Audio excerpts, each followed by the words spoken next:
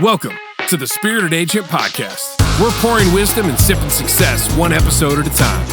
The Spirited Agent was created to empower agents to navigate the ever-evolving world of insurance and grow their business. Grab your glass and let's get inspired to protect your clients from the unknown. Here's your hosts, Millennium Brokerage Group Legacy Planning Executives, Jason Combs and Matt Zelenin. Hello, everyone, and welcome back to the Spirited Agent Podcast. Today, we have a very special guest, Dr. Angelo Valenti. He's the owner of The Company Psychologist and author of #1 best-selling book on Amazon, which we have right here, You're Making This Way Too Hard. Find Your Easy Way to Enjoy Life. Angelo, welcome. We're glad to have you. It's great to be here. Thanks for having me. Sorry to make you drink here early on the job, but we tried to fit something to your personality here. I know you're a rum guy. I am. So we have here, Mike's in the way, a little Jefferson's Reserve Old Rum Cask finish. And Jefferson's Reserve has been around since 97. You may have heard of their Ocean Aged or their Tropics Aged. The Ocean Aged bourbon is actually put on shipping containers and just sent all over the world with normal shipping routes. And then the Tropics version it's aged somewhere in a high humidity. But this is their old rum cask finish. So I've never tried this. I haven't had a rum cask finish before. So cheers, fellas. Cheers. Smells sweet. I like it. It's smooth. It's got a lot of bourbon characteristics to it. I was going to say it smells very sweet, but I didn't get that on first sip. Right. It's kind of amazing what they're doing with some of these bourbons now with finishing them in a rum barrel and different things of that nature now. Pretty much everything's finished. I feel like you got toasted, rum barrel finish. They're finishing things in wine, port, sherry. It's a big business. Yeah. A normal straight up bourbon is almost like a rarity these days, I feel like. Sure. So, Angelo, I guess we first got introduced about 6 years ago, and Millennium uses you in a consulting capacity. So, you know, you do a lot of consulting work for a lot of different types of companies in Nashville, and I would assume all over. All over. Just kind of give us a little background on what it is that you do. How do you help businesses out? The type of work that you do. I've been working with businesses for over 42 years, helping companies in really three main areas: hiring the right people for their unique culture. Every company, every business has its own personality, just like an individual has its personality. And that personality of that business is its culture. A person might be very successful in one company within a given industry and unsuccessful in another company within that same industry. And it's not that the person's skills have changed from one company to another. It's the personality or the culture of that company. Sure. Sometimes they fit within that culture and sometimes they don't. So what I try to do is help the companies hire people that are going to fit and more likely to be successful in their culture. I also help businesses develop the talent that they have within the organization. I coach leaders. I've developed a coaching program for high-performing men, ages 30 to 55, who are feeling stressed, overwhelmed, burning out, and feeling disconnected from their family. So I'm trying to help them reconnect and find better balance in their life. Sure. And you have an interesting connection to the insurance world and the financial services industry as well. And I believe you kind of talk a little bit about that in your book. So tell us a little bit about how you got connected to that business. Sure. I was working for a consulting firm in Memphis and developed a relationship with a gentleman named Bill Cochran, who was the general agent with Northwestern Mutual Life here in Nashville. And this was in December of 1981 is when we first met. I was helping him in two areas.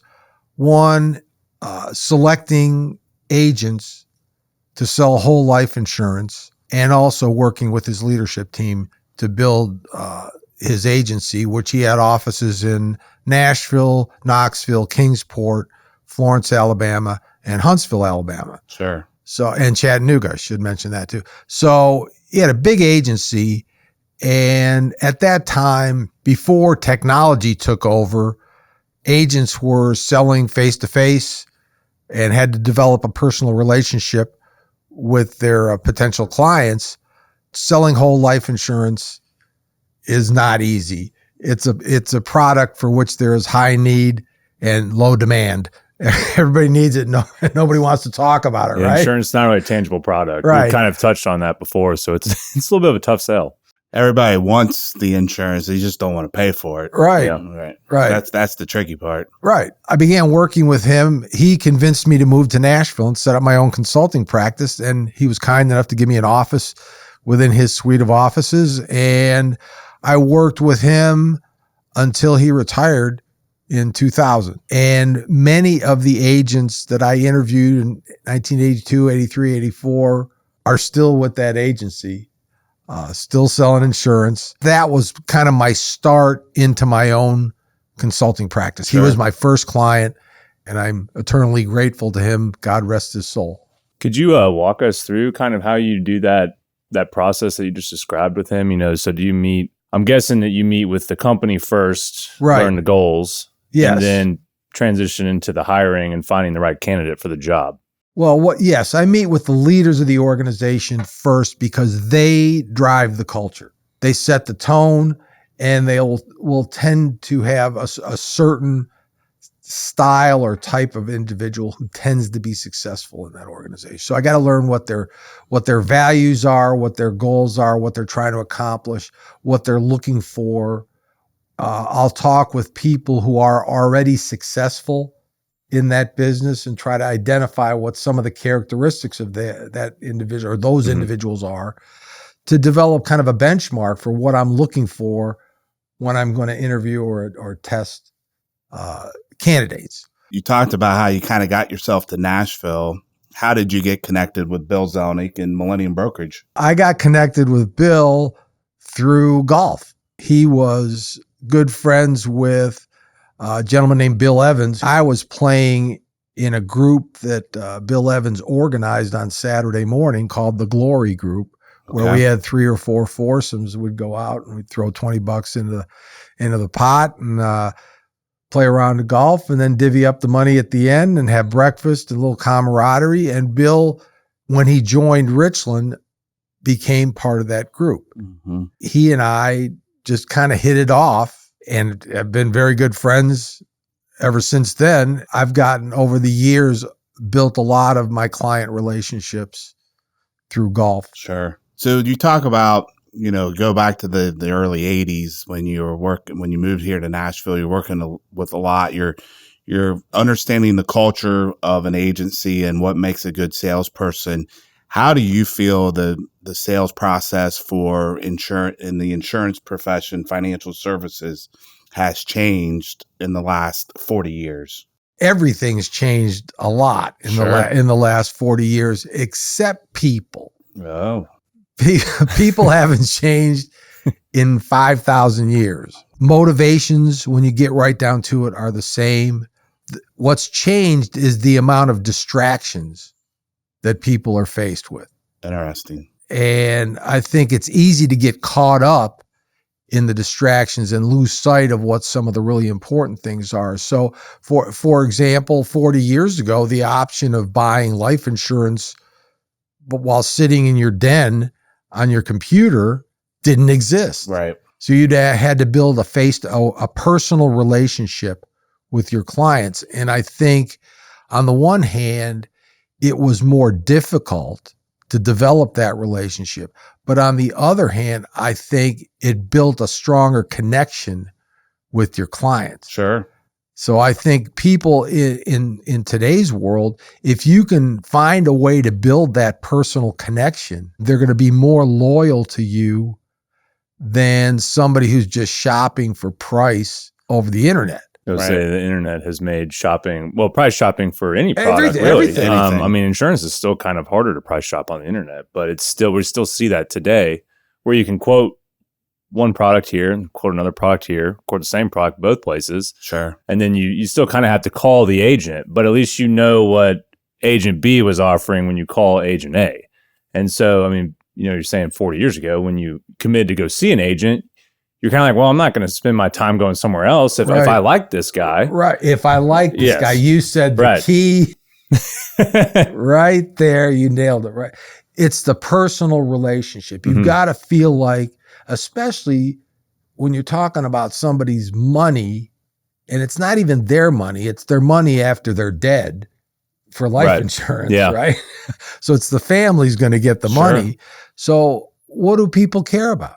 They care about their family, and they care about their money, and they care about their job. Those are the three things that most people care about the most. Right? Right. So if somebody trusts you with the future of their family, they're not going to go someplace else where they might not trust that person. They might not have that kind of relationship. So building that personal relationship is critical. It's really critical in anything. My clients work with me because of my personality first and my expertise. You can find it, my expertise anywhere. Just like you can find insurance anywhere. Right.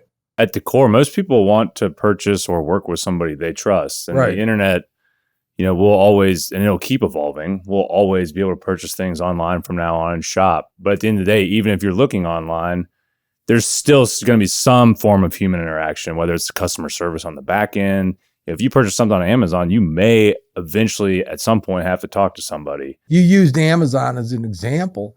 The beauty to me of Amazon is they make it so easy to return stuff. Yeah. I mean, shopping becomes a no risk proposition. So the fact that you can trust them you get your money back if you return something is a huge advantage, because with other places you just don't know. They haven't developed that level of trust.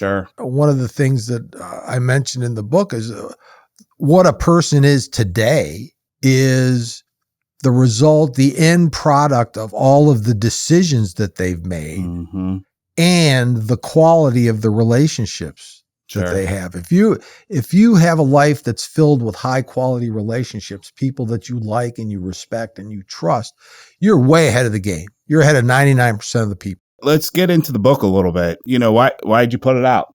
In 2023, I decided I was going to write a book on leadership. Coming out of the pandemic, it was going to be a book on how leaders can adapt to a changing business world. The mistake I made was I wrote the first 4 chapters where I wrote the fun chapters first. And lose a little steam after that. I lost a little steam and I got stuck. And the idea for this book had been churning in my head for years. So I got to write a book because people are making their life overly complicated. They're making life, as I said, way too hard. I think the influence of social media has caused people to feel anxious about their life and about themselves when they didn't feel anxious before, because they had nobody trolling them and they weren't comparing themselves to other people, or they weren't getting negative comments on their posts. So I said, I'm just going to write the book that I'm passionate about. The passion definitely shows through, because Jason and I were talking. It seems like you had fun writing this. We laughed out loud multiple times. See, that I wrote that in 4 months. I had to get the cover design, which I think is a great cover. The guy Dino Marino is the guy who did the cover. I think it was fabulous. Yeah, if you guys can see this, there's a license plate on a car that says NJOYLFE, and that's actually Angelo's license plate that you've had on your cars for how long? 1991. I've had them on every car I've had since 1991. Somebody's been in the Tennessee DMV just trying to get that every year. I know. Well, they're not getting it till I'm dead. The whole point of the book is take it easy. Don't worry about all the small stuff. Don't overcomplicate your life. Don't compare yourself to other people. Take care of yourself. I think self-love and self-care are 2 of the most important things that you can focus on. And self-love is not the same as selfishness. If you love yourself, that means you recognize your value and your worth. And you don't let anybody diminish your value or your work. I mean, you said in the book, but nobody's going to love you more than you do. If it doesn't start with you, right, then how can you expect anything further from anybody else? Exactly. And if you don't love yourself, why would you expect anybody else to love you? Right. Right. And self-care is another important thing. Take care of yourself without killing yourself in the process. I know some people, this guy works out like a maniac. Besides keeping me physically upright, I actually found that the mental aspect of it's one of those things that kind of keeps me on track. Yes. So I think everybody it doesn't have to be working out, but that's one that seems to tend to be more on the physical spectrum. But for me, it's actually more on my mental spectrum. Like that keeps me more focused.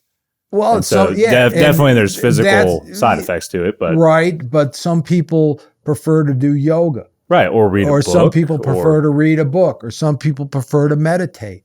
Whatever you can do to get yourself in that relaxed state where you're clearing your mind a little bit. When you're working out, you're not thinking about anything else. Nope. And maybe you're not thinking about anything, which is ideal. Yeah. And the mental benefit of it is that you're doing something good for yourself. That's your choice. You don't have to do that. Mm-hmm. You're doing it because you want to do it and you've made a conscious decision to do it.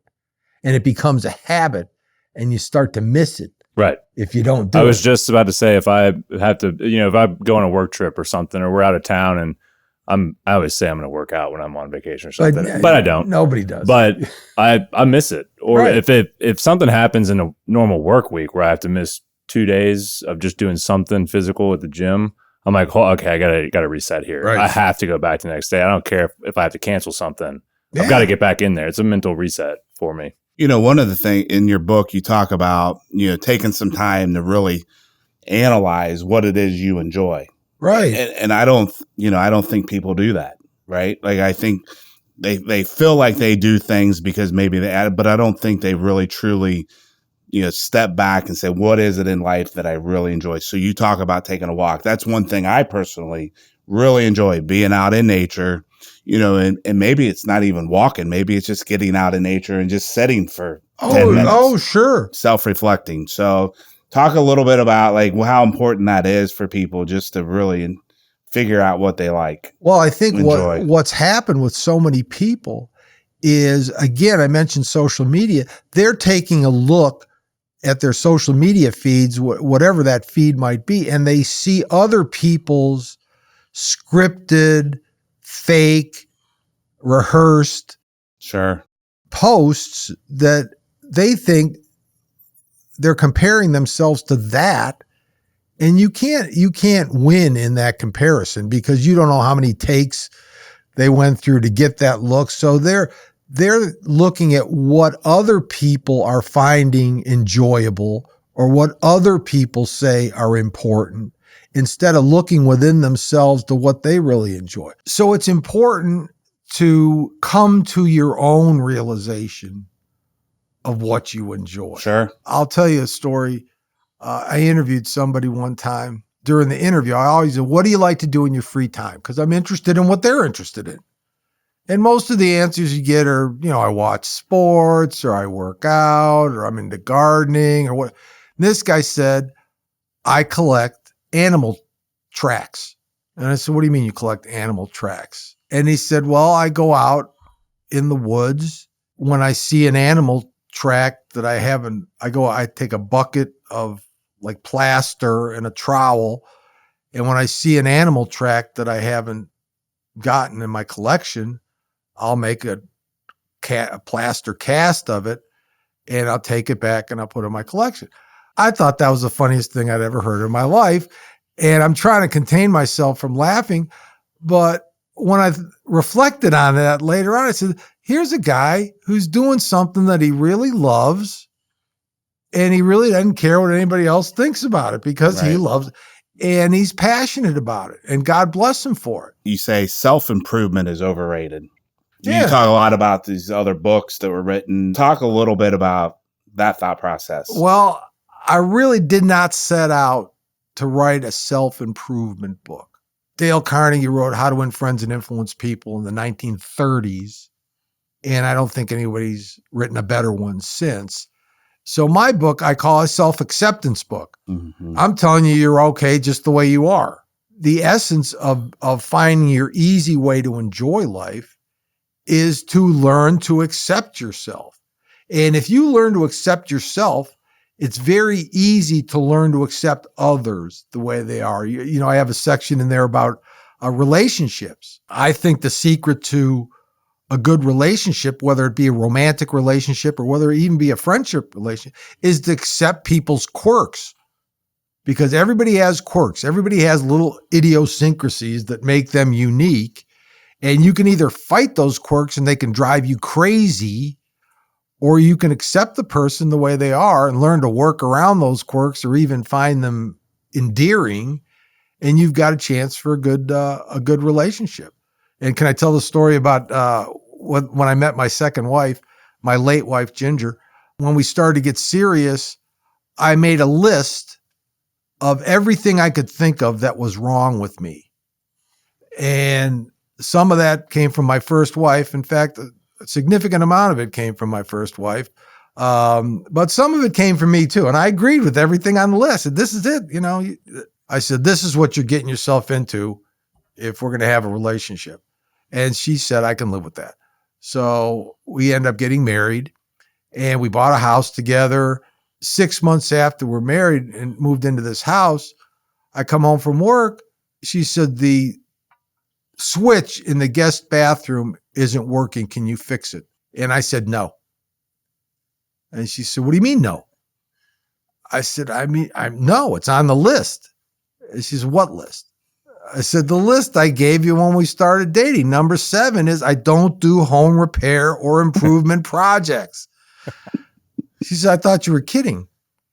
I said, no, I wasn't kidding. Call an electrician. They need to make a living too. That was an example of her accepting my quirk. I think that really is the secret to strong relationships, is accepting the people for who they are. If you try to change somebody into what you want them to be, you're going to be disappointed. It's not going to happen. And they're going to end up being a person that you might not like any better than the one you were trying to change. You know, we're in the sales business. I mean, because insurance is sold, it's not purchased, right? If you can get somebody else to believe it's their idea, then you've got something there. And to me, that's kind of really accepting who they are. People love to buy, but they hate to be sold. They hate to be sold. Right? Probably why insurance is an uphill battle. No, because it has to be sold. It absolutely is. You're selling the relationship. You're selling the trust. You're selling that you're going to take care. If something happens to somebody they love, right, they have somebody that's still behind that they can trust to take care of them. That kind of fits into a little bit of what you talk about in the book. You know, you talk about work the system. What is the system if you're in the business we're in? In the business that you're in, the system is, by term and invest the difference. Yeah, the mainstream media. Half the commercials are going to be for, do you have life insurance? Do we have life insurance? Did they have life insurance? Right? They're trying to guilt you into buying life insurance. So the system is pushing you in one direction. You can either go along with that system and go to work for one of those companies, or you can fight the system and run ads that say those people are full of baloney, or you can find a way to make it work for you by differentiating yourself from those other companies. Right. That goes back to the trust. And it's the trust. Right. So the way you make the system work for you is to show that you are within the system, but you're an exception. Yeah. Everybody has certain advantages and certain disadvantages. Right. And so many people focus on their disadvantages. Yeah. What they can't do, what they don't do, what they won't do. Right. Instead of focusing on their advantages. Sure. And when you focus entirely on your disadvantages, it's easy to become a victim. Mm-hmm. The world's against me. The business world's against me. People are against me. I can't do this. I'm too tall. I'm too short. I'm too fat. I'm too thin. I'm too black. I'm too white. I'm too rich. I'm too poor. Too short. Right. Yeah. The list goes on. The list goes on. Right. But when you just start to focus on your advantages, you start to see the world of possibilities opens Sure. up. Here's what I can do. Here's what I'm capable of. Yeah, I started thinking about the car industry. I know you're a big car guy. Big car guy. Yeah, Matt, you're a big. We're all in good company here. Right. Yeah. And you're a big truck guy, right? Yeah. So, and cars in general, Yeah. right? You both are very knowledgeable. But, when you talked about your list of all the things that I don't do, it kind of no car manufacturer would come out with the list and say, here's all the problems that, your engine, your transmission is probably going to go out about 90,000 miles Right. and it's going to cost you $10,000. Right. So, but they focus on their market advantage, right? That's how they push their car. And they're not going to tell you about all their disadvantages. No. They're going to talk about how they perform, how they ride, how they. No, they're riding the high right now. Like, I know we had a bunch of engine problems last year, but check out, we went from a 12-inch screen to an 18-inch screen with this model. Right. Yeah. We just put a flat screen in front Engine of your face. still sucks. Yeah. The screen's beautiful. Yeah. The check engine light is much bigger than it was. Right.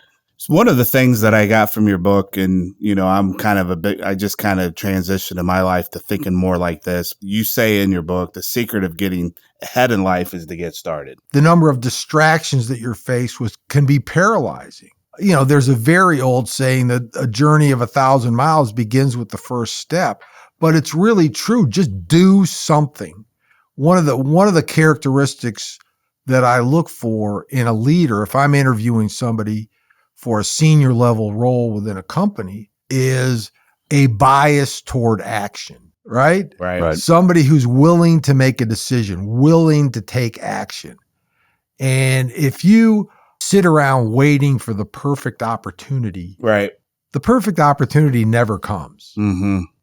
You just if you're doing something, if you're stirring the pot, if you're making something happen, then you can adjust if things aren't going the way you want them to go. But if you're standing in place, if you don't ask, the answer's always no, right? Right. So most of the time, the perfect opportunity doesn't present itself as the perfect opportunity. No. You find that out and on you the don't back end. realize until later that Right. it was the perfect opportunity, Right. and it's gone. So if you're making things happen, if you're doing things that are leading you toward where you want to go, Yeah. that's what you need to be focusing on. Yeah. You need to be patient with yourself too. Everybody wants instant gratification. They want it right now. When I was in graduate school and I did my thesis and my dissertation in the early to mid 70s, I had to go to the library and look stuff up. Mm. And if it wasn't in a book, it was on microfilm. And it was a very time-consuming process. It took me a year to do the research that somebody could do in a few hours Right. now Sure. Right. without leaving their den. Right. So we've gotten very impatient and we want everything we want. You'll see people who go into a company as an entry-level employee and they want 3 weeks vacation. They want a company car. They want full benefits. They want all the perks Yeah. that come along with success when they haven't done anything to demonstrate that they're worthy of those things. Sure. Right. Right. Business is a pay for performance operation. You get paid for the results that you produce. Right. And I even mentioned in the book, there's three kinds of people in any company. There's people that make the company money. There's people that save the company money. And there's people that support the people that make the company money or save the company money. That's it. That's it. My favorite quote from the book was, "Fair is where the Ferris wheel is." Yeah. So, everything. That's not fair. Well, no, what's fair for one person is unfair for another person. right. Whether we like it or not, we're all animals. And in the animal kingdom, there are situations where you win and there are situations where you lose. You're competing for resources. And some people win in those resources and some people lose. However, I will say that if you have an abundance mentality, if you win, that doesn't mean that that somebody else has to lose. Right. When you're in a competitive situation, there's a winner and there's a loser. But if you're in in general slice of American life, Yeah, it's not tit for tat. it's not a zero-sum game. Just Right. because you have some If you have something, that means somebody doesn't have something. There's opportunities for everybody. And there's actually more opportunities available today than there ever have been. You talk about that with, the way to get started is quit talking and start just doing it. And I think, to me, that's what makes you enjoy life. Like, I think sitting around talking about it is what makes people miserable. Right. And if you just do, it's a lot, it's a lot more enjoyable. And that's one of the big reasons I got out of corporate America. I mean, I used to work with a Fortune 100 company, a lot of time spent in meetings, a lot of time talking about what it is we possibly could do. Not a lot of people there that want to just go do. Right. And I'm kind of a guy that's just like, oh, let's go do. I find it really hard to focus on the negative when you are doing something. Right. Kind of idle minds issue. Oh, I mean, if you're involved in something, you don't have time to focus on negative. Yeah. You're doing what you're doing right then and there. Yeah.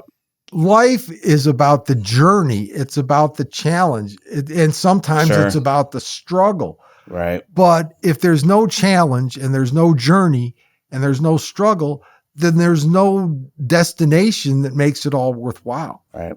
I mean, I'm still working. I'm 75 years old. Sure. And I'm loving what I do as much as I did when I was 35 years old. Because the challenges are always there in front of me.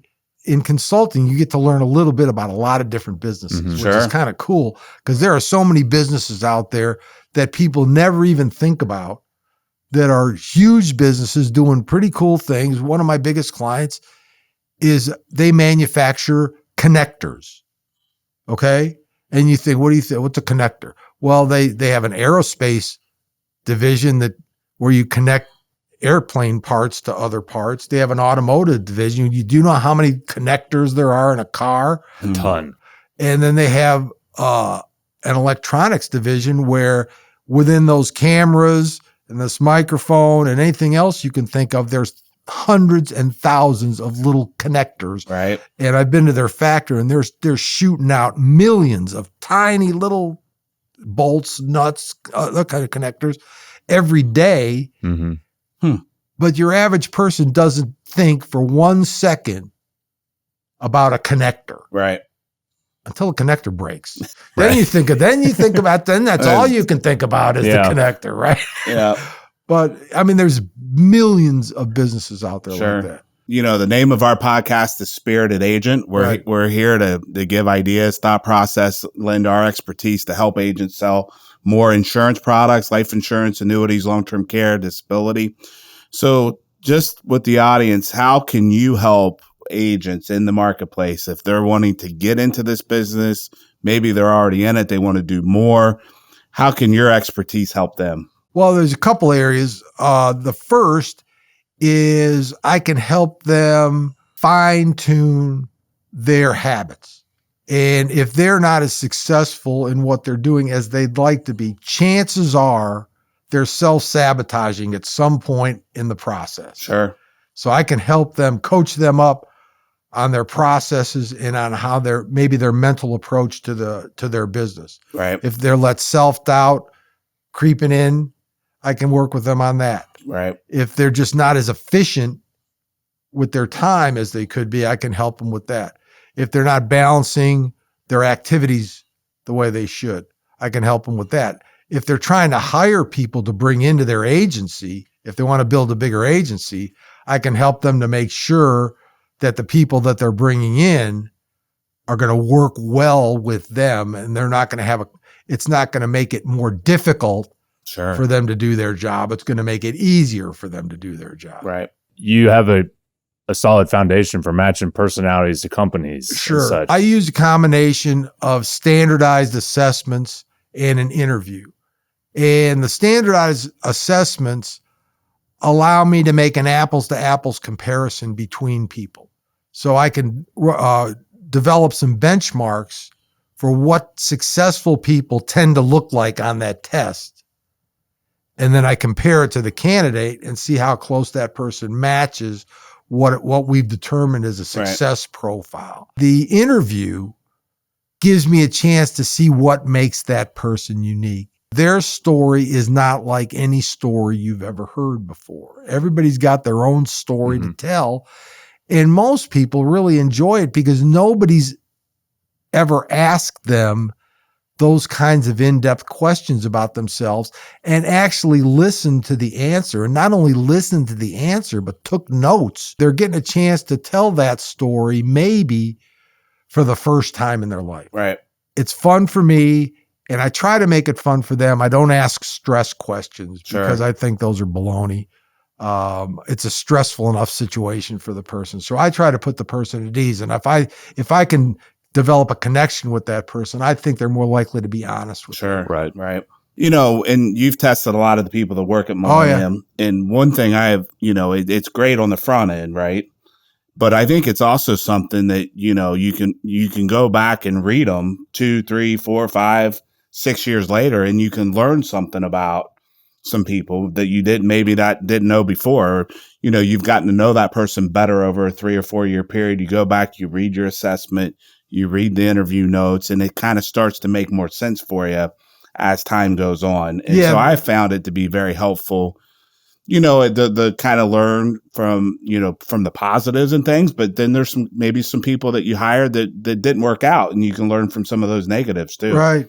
Yeah. Yeah. I try to write my reports with a real developmental focus because I'm assuming that if they hire that person, you're going to want to develop them along the way. So I try to emphasize that in my reports. If agents want to reach out to you, just, you know, they can connect with us and we can connect them to you. Well, we'll make sure to have Angelo's links in the podcast and everything. So yeah, perfect. Thank you for your time. This has been great. We appreciate it. This has been fun talking to my buddies. Yeah. Easy. Yeah.